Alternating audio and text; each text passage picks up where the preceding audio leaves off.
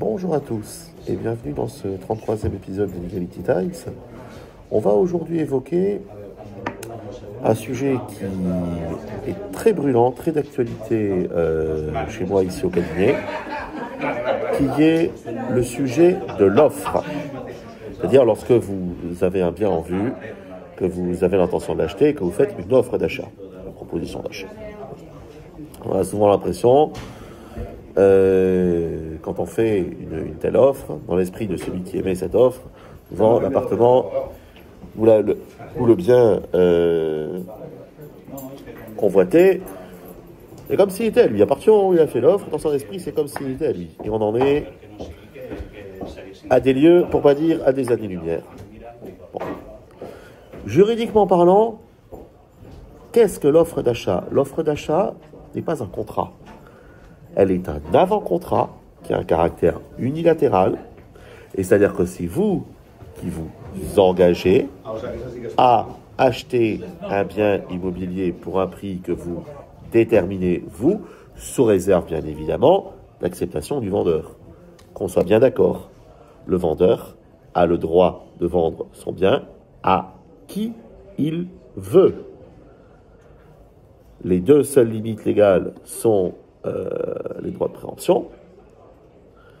Le cas si une collectivité publique pour une raison X ou Y, ou si le bien est loué à un locataire, c'est un bail d'habitation, que le locataire est là depuis plus de 5 ans, il a un droit de préemption. Donc, c'est très simple. S'il s'agit d'une collectivité publique, le droit de préemption s'exerce de la façon suivante, c'est-à-dire que d'abord, l'intention de vendre doit être communiquée à la dite collectivité publique qui manifeste son intérêt ou son désintérêt pour acquérir le bien en question. En général, quand il y a un droit de préemption au bénéfice d'une collectivité publique, ils sautent dessus, hein, mais bon. Et lorsqu'il s'agit d'un locataire, donc le propriétaire qui met le bien en vente doit communiquer au locataire l'offre d'achat qu'il a reçue, bien évidemment, lui faire voir, par voie en Espagne de burofax, avec certificat de contenu, et à partir du moment où le locataire reçoit le burofax, il a 30 jours pour faire une offre égale ou supérieure à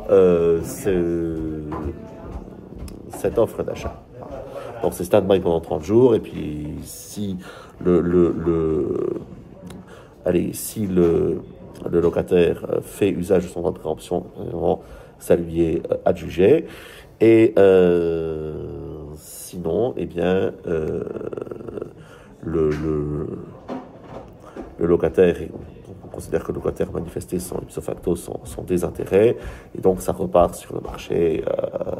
À qui fera l'offre la plus alléchante, fera la meilleure offre. Donc l'offre la plus alléchante n'est pas toujours la meilleure offre, ça priori ici. Bon, lorsque vous faites une offre, l'offre a pour effet, si vous passez par une agence, vous me direz de mettre le bien off-market, c'est-à-dire de retirer le bien du marché, c'est-à-dire de retirer l'annonce. Le fait que vous ayez dit votre offre, va-t-il avoir pour effet de retirer l'annonce qui met le bien en vente ? Non. J'insiste bien, non. Est-ce que le vendeur est tenu, à partir du moment où il reçoit une offre, de mettre le bien off-market, même si vous avez payé le montant inhérent à l'offre d'achat, c'est-à-dire en général 1% du prix du bien que vous proposez, que vous payez a priori de façon à asseoir votre intention d'acquérir et votre bonne foi. Est-ce que le paiement de ce prix vous donne le droit d'avoir le produit retiré du marché ? J'insiste bien, non. Déontologiquement, si votre vendeur accepte le prix de l'offre, déontologiquement, oui, il doit retirer le bien, il doit retirer l'annonce.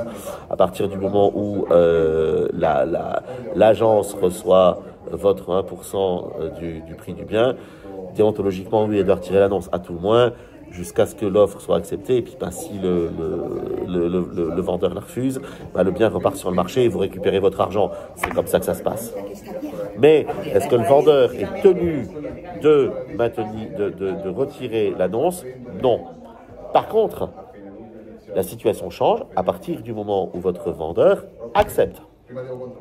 Et là, c'est plus un avant-contrat, c'est un contrat synalagmatique, c'est-à-dire que vous vous engagez, vous, votre offre, si vous voulez, vous engage au prix que vous avez donné, et l'acceptation du vendeur l'engage ipso facto vis-à-vis de vous à vous vendre le bien au prix que vous avez proposé, qui devient de ce même chef un prix qui fait l'objet d'un accord. C'est-à-dire que vous avez un accord sur la chose et sur le prix. Donc, selon le Code civil, c'est un contrat. Et attention à ne pas vous désister de façon brutale, parce que si vous le faites, non seulement, bien sûr, vous allez perdre le 1% du prix d'achat que vous aurez déposé, mais également, faites attention, parce que le Code civil sanctionne les ruptures brutales de pourparlers. Donc, à partir du moment où vous avez fait une offre, à partir du moment où vous faites une offre, je veux dire, ne prenez pas cela à la légère, parce que si dans la foulée, le vendeur accepte et qu'après vous vous rétractez, il a le droit de considérer qu'il avait légitimement cru à la conclusion du contrat, il a le droit de vous demander un dommage d'intérêt. Alors, faites attention à cela. Le véritable pivot, on va dire, c'est la coïncidence de l'offre et de l'acceptation. Et c'est la pierre angulaire, je veux dire, du droit des contrats en général. Et à partir de là, oui, le vendeur est tenu de retirer le bien du marché. Et normalement, vous avez un délai, normalement, c'est 8 jours pour signer un compromis de vente. Contrato de arras en Espagne. Il se peut aussi que l'offre, on va dire, lorsque l'offre coïncide directement avec l'acceptation, il n'y ait pas de signature d'offre d'achat à proprement parler, et que on passe directement au compromis de vente. Mais là encore, attention aux ruptures brutales, et ça vaut pour l'un comme pour l'autre, ça vaut pour le vendeur comme pour l'acheteur, parce que je sais que le vendeur, parfois, si entre-temps il reçoit une offre plus alléchante et qui s'est engagé, alors qu'il vient d'en accepter une, et ben, il peut s'en mordre les doigts. Encore très attention, parce que l'acheteur qui aura légitimement cru à la conclusion du contrat peut demander des dommages d'intérêt. Dans l'immense majorité des cas, ils passent chemin, et pas tous. Vous avez des acheteurs qui sont très déterminés, ou des vendeurs qui sont très déterminés, qui disent à cause de vous, je me suis raté, surtout du côté des vendeurs en général, qu'on va chercher, qu'on décide de pas en rester là, et qu'on dit à cause de vous, j'ai raté une opportunité, j'avais une offre plus alléchante pour le coup que j'ai écartée parce que je vous ai donné la primeur, maintenant vous vous désistez, et il faut faire très attention parce que la jurisprudence va dans le sens de la perte de chance. Beaucoup plus du côté des vendeurs, mais elle le fait aussi du côté des acheteurs. Alors, il faut faire vraiment très attention à cela. Et là encore, si vous décidez de passer directement au compromis de vente, au contrato de arras, attention à toute rupture brutale, à partir du moment, même si vous n'avez pas signé d'offre d'achat, même si vous n'avez pas déposé d'argent en garantie, j'allais même dire à plus forte raison, si vous refusez de signer le compromis de vente et qu'il y a eu un échange de mails, qu'il y a eu un échange épistolaire, même les messages, même les WhatsApp peuvent faire foi, eh bien vous allez vous pouvez être amené à être assigné au titre d'une rupture brutale de pourparlers. Donc, encore une fois, une offre ne se fait pas à la légère, une offre engage, mais l'offre, ce n'est que l'acte 1, scène 1 de votre achat. Il y a le compromis de vente, et une fois que le compromis de vente est signé, avec dépôt du 10% du prix du bien, pour le coup, attention en Espagne, le dit dépôt ne se fait pas chez le notaire, il se fait directement auprès du vendeur. Et alors là, c'est là que le bas blesse, on va dire, d'un point de vue de sécurité juridique, parce que vous avez déjà payé un 10% sur le compte du vendeur, et qu'est-ce que vous avez pour vous couvrir? Ben, vous avez un contrato de arras, vous avez un compromis de vente qui est un sous-seing privé. Donc, mon conseil, lorsque vous signez un compromis de vente, vous le faites protocoliser par devant notaire. Pour le notaire qui après aura vocation à signer l'acte de vente, normalement c'est entre 30, 60, plus rarement 90 jours pour signer l'acte de vente par devant notaire.